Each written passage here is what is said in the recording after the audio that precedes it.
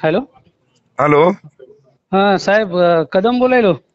हा बोला. जय महाराष्ट्र. साहेब जय महाराष्ट्र. साहेब आमचा पेशंट होता MGM ला. कुठं? MG hospital. हा बर.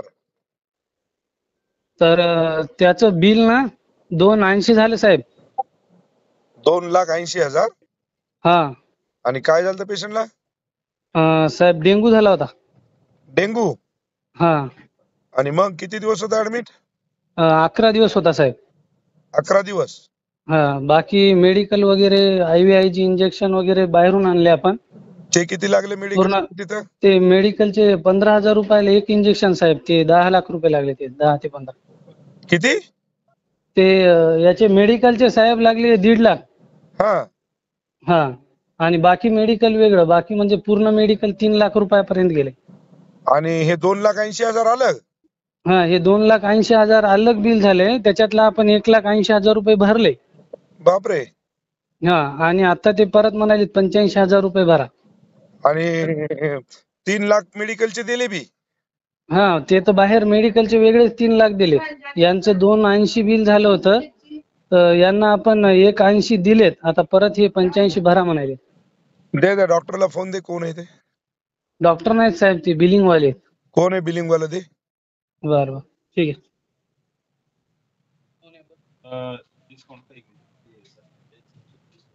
एकदा साहेबाशी बोला ना. 2 मिनिटं इकडे फोन चालू आहे सरांचा. 1 मिनिट साहेब, बोलायलेत ते. हा चालू ठेव. सर मला डिस्काउंट किती सांगितलं होतं? असं 21,573 सांगितलं. सर एकदा बोला ना इकडं. अरे साहेबाचा फोन आलेला आहे. थोडं 2 मिनिटं. अरे आमदार बांगर बोलायलेत म्हणाव. बोला इकडं. ते बोला, स्पीकरवर केलाय. अरे आमदार बांगर बोलायलो. सर 2 मिनिटं सर. 11शी बोलतोय. बरं दे दे. बोलणं झालं की बोल लवकर जरा.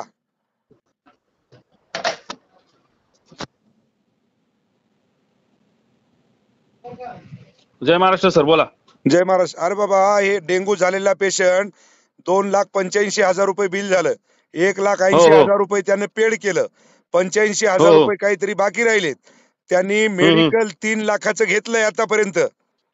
माहिती ना सर सगळं मला. मी कर्मचारी बोलतोय सर. बरं मी ते काय कोण? सहकार्य करू ते मला सांगा तुम्ही. मी ते सगळं काही सहकार्य नाही, करतोय सहकार्य सर. काहीच करू नको. मी मला फक्त तुमचाच माणूस आहे सर मी. बरं ते डॉक्टरला बोलणं करून दे मला. कारण की 2,85,000 आणि 3 लाख हो म्हणजे ना हो ना हो ना. 6 लाखाचं काय यांनी अमृत पाजलं त्या हो लेकराला ना देव हो ना. जाणे. तेच मी काय करतो सर, वर त्यांना आयशूला पाठवतो सरांकडे. ताबडतोब त्या कोण सर हो आहे? हो. ते निकाले सरांच्या अंडर आहे सर पेशंट. आता ते शिफ्ट असतील वर कोणतरी आडकीने किंवा काय नाव अकोलवार. डॉक्टर अकोलवार दोघं असतील सर. अकोलवार आणि निकालजे.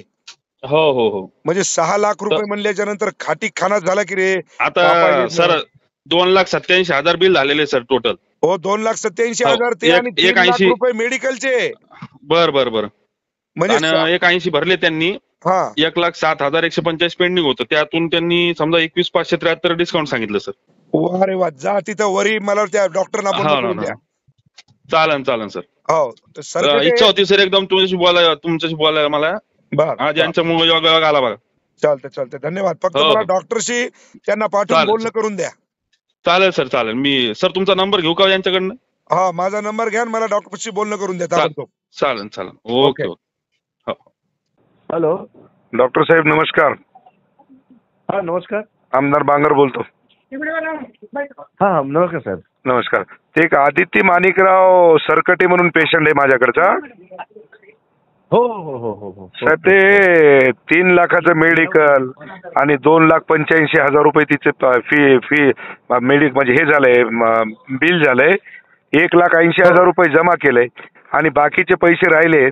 तर मला वाटतं आता 10 दिवसाचे म्हणजे 6 लाख रुपये डेंग्यूच्या पेशंटला किती पद योग्य आहे हो? आता तुम्हाला माहित नाही त्याची कंडिशन. अहो कंडिशन कितीही खराब असू द्या ना, तिला काय अमृत पाजले का तुम्ही? 10 दिवसाचे 6 लाख रुपये कशाला म्हणतात? तुम्ही ना त्यांचा भाऊ डॉक्टर आहे. दादा मला सगळीच कल्पना आहे. माझा भाऊ MBBS MD आहे. त्यांना ना इम्युनोग्लोबुलिन नावाचं एक इंजेक्शन द्यावं लागलं. 3,05,000 रुपये आम्ही मेडिकलचे दिले साहेब. नाही नाही आपला गैरसमज होतोय. काही गैरसमज नाही. पूर्ण बिलिंग आहे माझ्याकडे. 3,05,000 रुपये बिलिंग दिलं म्हणजे मेडिकलचे, आणि 2,85,000 रुपये आपल्या दवाखान्याचं बिल झालंय. त्याच्यातलं 1,85,000 रुपये आम्ही जमा केलेत.